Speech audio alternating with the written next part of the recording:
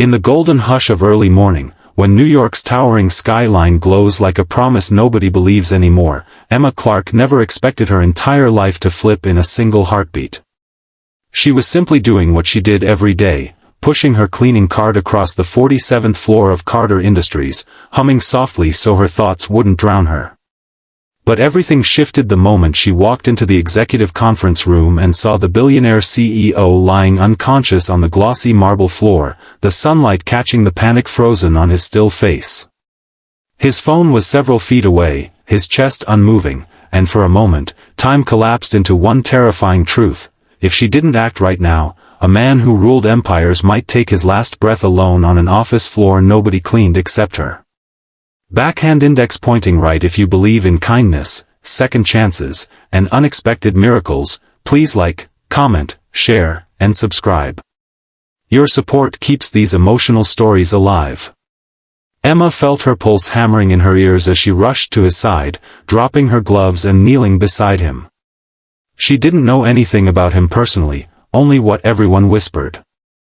Austin Carter, the cold heart of Manhattan's biggest business empire. Ruthless. Untouchable. A man who never bent for anyone, never smiled unless the cameras demanded it. But as she looked at him now, pale, vulnerable, fighting for breath, there was no billionaire, no power, no legend in the room. There was just a human being whose life was slipping away. Emma placed trembling fingers against his neck and felt a faint, fading pulse. Her body reacted instinctively. She pressed her palms to his chest and began compressions, counting out loud, forcing down her fear, willing life back into him. Her arms burned, her breath came in gasps, but she kept going. Sweat dripped down her forehead, her muscles screaming, until she realized she needed to do more. CPR training from years ago echoed in her mind, and with no one else there, no help on the way, she made the decision she never imagined she'd face in her lifetime. She tilted his head back, took one steadying breath, and pressed her lips to his, giving the breath he could no longer take himself.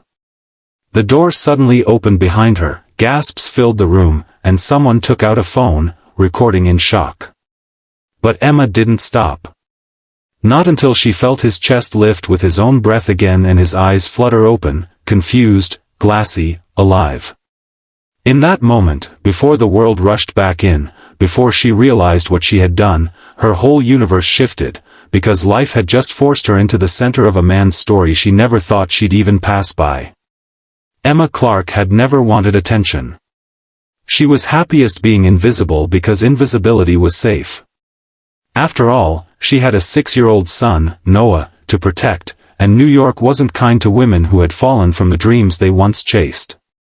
She worked 2 jobs, slept barely 4 hours a night, and counted every single dollar.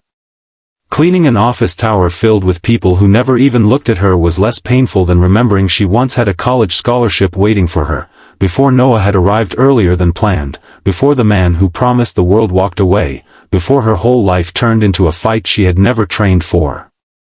Austin Carter, on the other hand, was born into the glow of wealth and expectation.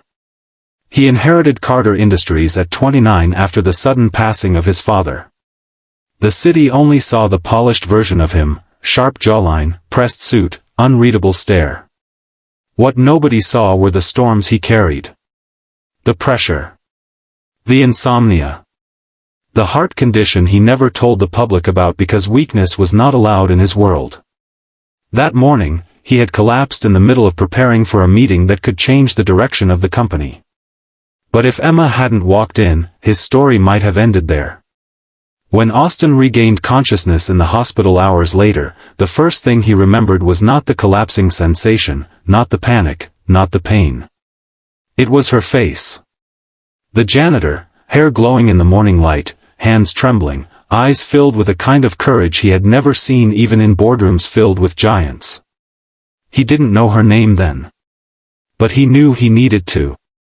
The next day, when Emma returned to work, every pair of eyes followed her like she was a walking headline. The video had spread through the building instantly. Someone had captured the moment she gave the kiss of life to Austin Carter, and although it wasn't online thanks to company policy, whispers traveled fast. Some looked at her with admiration, others with judgment, others with envy. She kept her head low, clutching her cleaning supplies like armor. She didn't expect to see Austin again, not really. CEOs didn't track down janitors. They had assistants run their world for them. But when she entered the hallway leading to the conference rooms, a tall figure in a perfectly tailored suit stood waiting, hands folded behind his back like he had been there longer than he'd admit. Austin. He looked nothing like the cold legend she had heard about. He seemed softer somehow. Human.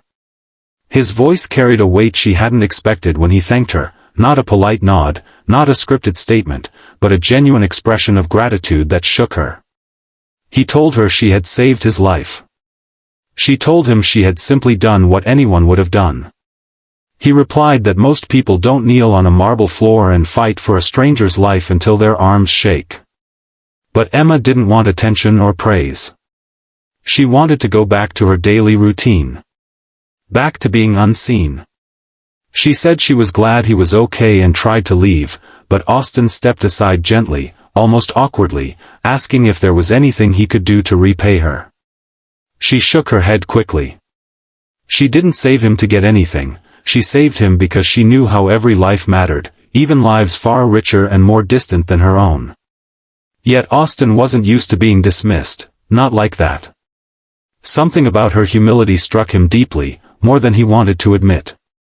Over the days that followed, Austin found himself thinking about her far more than he should. He had wealth, respect, power, but none of it had ever brought him real peace. None of it felt grounded. But the memory of her bravery, this woman who lived quietly in the shadows yet burned with spirit when it mattered, kept returning to him. He began noticing things he had been blind to before, the exhaustion on the faces of night shift workers, the way people avoided eye contact with janitorial staff, the loneliness of those who kept his empire running behind the scenes. Emma had opened a window into a world he had never stopped to see. He asked HR for her file, not to invade her privacy, but to make sure she wasn't punished or harassed for what had happened. He learned she was a single mom. Learned she had never missed a shift. Learned she had turned down raises because they required night hours she couldn't manage with her child. And the more he learned, the more unresolved guilt stirred in him, because people like Emma carried the world quietly while people like him took up all the room. Still, he didn't contact her again. He respected boundaries. Or tried to. What he didn't know was that Emma, too, found herself thinking about him, not because he was a billionaire, but because after he had thanked her, she realized something strange. He looked lonely. Achingly so. She recognized that look, she had worn it many times herself. But she told herself it meant nothing. They came from different galaxies. Their worlds would never overlap again. Until the day they did. A week later, Emma's son, Noah, fell ill during school hours. The nurse called her, saying he had a high fever and needed to be picked up immediately. Emma panicked. Her shift wasn't supposed to end for hours, and leaving early meant losing pay she desperately needed for rent. She asked for a temporary break, but her supervisor, stern and by the book, refused, reminding her of policy. Emma felt tears burn her eyes. Noah always came first. Always.